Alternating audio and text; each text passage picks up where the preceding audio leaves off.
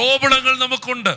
അതിനെ പരിഹരിക്കാൻ വേണ്ടിയുള്ള ടൂൾസുകളും വചനത്തിനകത്തുണ്ട്. ചില കാര്യങ്ങൾ ഓർഡർ ആകാത്തത് യേശുവിനെ വേണ്ട വിധത്തിൽ അറിയാത്തത് കൊണ്ടായിരിക്കാം. അതുകൊണ്ട് നീ പ്രാർത്ഥിക്കണം, എനിക്ക് നിന്നെ ആഴത്തിൽ അറിയണം. ചില വിഷയങ്ങൾ പരിഹരിക്കാത്തത് ദൈവത്തോട് പറ്റിയിരിക്കാത്തതായിരിക്കാം.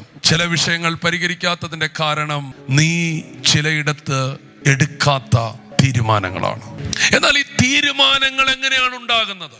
ഈ തീരുമാനങ്ങൾ ഉണ്ടാകുന്നത് ചിലർക്ക് സാഹചര്യങ്ങളിലൂടെ കടന്നു പോകുമ്പോഴാണ്, ചില അനുഭവങ്ങളിലൂടെ കടന്നു പോകുമ്പോഴാണ് ചിലർ തീരുമാനങ്ങൾ എടുക്കുന്നത്. നിങ്ങൾ തീരുമാനമെടുക്കുന്നത് സാഹചര്യങ്ങളിലൂടെ കടന്നു പോകാനും അനുഭവങ്ങളിലൂടെ കടന്നു പോകുന്നതിൻ്റെയും നടുവിലായിരിക്കരുത്. ദൈവത്തിൻ്റെ സത്യവചനം കേൾക്കുമ്പോഴായിരിക്കണം നിങ്ങൾ തീരുമാനമെടുക്കേണ്ടത്.